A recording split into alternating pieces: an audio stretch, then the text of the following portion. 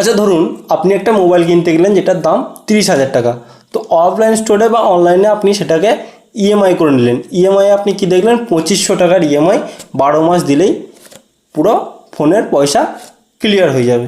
শুনতে তো ভালো লাগছে, কিন্তু প্রশ্ন হচ্ছে সত্যিই কি নো কস্ট ইএমআই কোনো খরচ নেই? তো আজকের ভিডিওতে আমরা সেটাই জানবো। তো আজকের ভিডিওতে আমরা যেগুলো জানবো সেটা হচ্ছে নো কস্ট ইএমআই কি, নো কস্ট ইএমআই ভালো নাকি খারাপ, আর নো কস্ট ইএমআই থেকে যদি কোনো প্রোডাক্ট কিনতে হয় তাহলে সেটা কিভাবে স্মার্টভাবে কিনবেন। তো বিস্তারিত জানবো আজকের এই ভিডিওতে, চলুন ভিডিওটি শুরু করা যাক। তো নো কস্ট ইএমআই কি?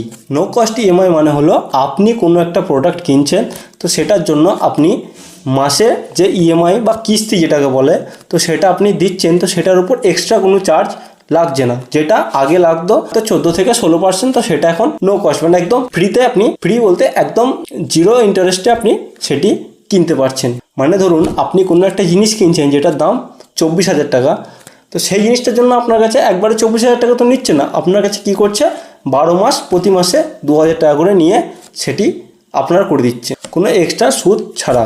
কিন্তু আপনাকে এটা মনে রাখতে হবে সবসময় কিন্তু নো কস্ট ইএমআই ফ্রি না, কারণ অনেক কোম্পানি এরকম করে যে আপনি যখন প্রোডাক্টটি ইএমআই নিচ্ছেন তো সেটার উপর যে এক্সট্রা ডিসকাউন্ট যেটা আপনি পুরো ক্যাশে নিলে বা পুরো পেমেন্টে নিলে সেটা আপনাকে দিত, তো সেইটা যখন আপনি নো কস্ট ইএমআই নেন আপনাকে সেইটি দেওয়া হয় না। মানে আপনি যে জিনিসটা 25,000 টাকা দিয়ে কিনছেন, আপনি যদি ক্যাশে নিতেন তাহলে হয়তো আপনি 23,000 টাকায় পেতেন, কিন্তু আপনি যখন ইএমআই করবেন তখন আপনার কাছে ওই মান্থলি যে ইএমআই সেটাই নেওয়া হবে, বাকি এক্সট্রা কোনো ডিসকাউন্ট দেওয়া হবে না। এরকম কিছু কিছু কোম্পানি করে, বাকি কিছু কিছু কোম্পানি এর সাথে 18% জিএসটি জুড়ে আপনার মান্থলি যে ইএমআই সেটা বাড়িয়ে দেয়। তো এই সব ভালোভাবে দেখে তারপরে নো কস্ট ইএমআইয়ে কোনো কিছু কিনবেন। এবার নো কস্ট ইএমআই কখন ভালো? যখন দেখলেন আপনি একটা 30,000 টাকার জিনিস কিনছেন, তো 30,000 টাকা কোনো কিছু কিনছেন, আপনার কাছে শুধুমাত্র 25,000 টাকাই আছে, তো 5,000 টাকা আপনার কাছে শর্ট পড়ছে, তো আপনি কারো কাছে যদি ধার না নিতে চান তাহলে আপনি নো কস্ট ইএমআই কিনে নিন, কারণ আপনার যে ইএমআই হবে সেটা 6 মাস বা 8 মাস বা 1 বছর হবে, তার মধ্যে আপনি 5,000 টাকা জোগাড় করে ফেলবেন সেই ইএমআইয়ের জন্য। তো এই ক্ষেত্রে নো কস্ট ইএমআই ভালো। বাকি যদি জিনিসটি আপনার সত্যিকারের দরকার হয় তাহলে সেক্ষেত্রেই আপনি ইএমআই করবেন, বাকি আপনি ইএমআই করবেন না। আর আপনার ইএমআই আপনার স্যালারির খুব ছোট অংশ হতে হবে, মানে আপনার স্যালারির 30% এর কম হতে হবে আপনার ইএমআই।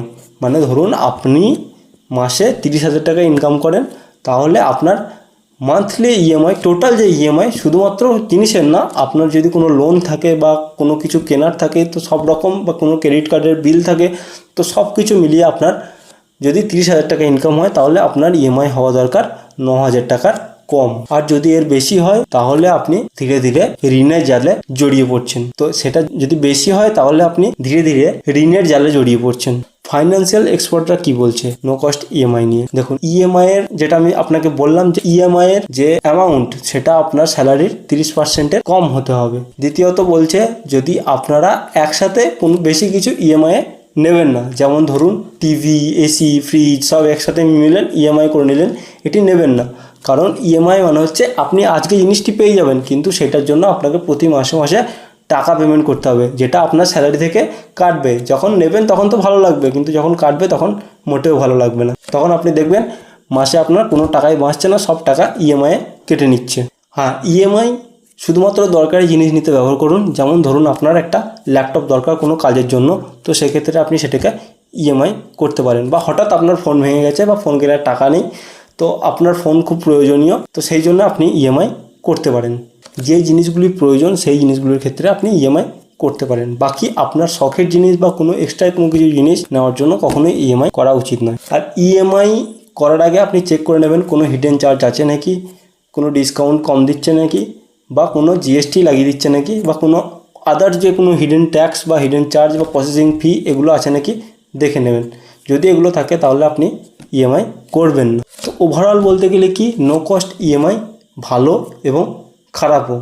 তো আপনি কি হিসাবে ব্যবহার করছেন সেটির উপর ডিপেন্ড করছে। যদি আপনি স্মার্টভাবে ইএমআই ব্যবহার করেন তাহলে ইএমআই আপনার জন্য ভালো।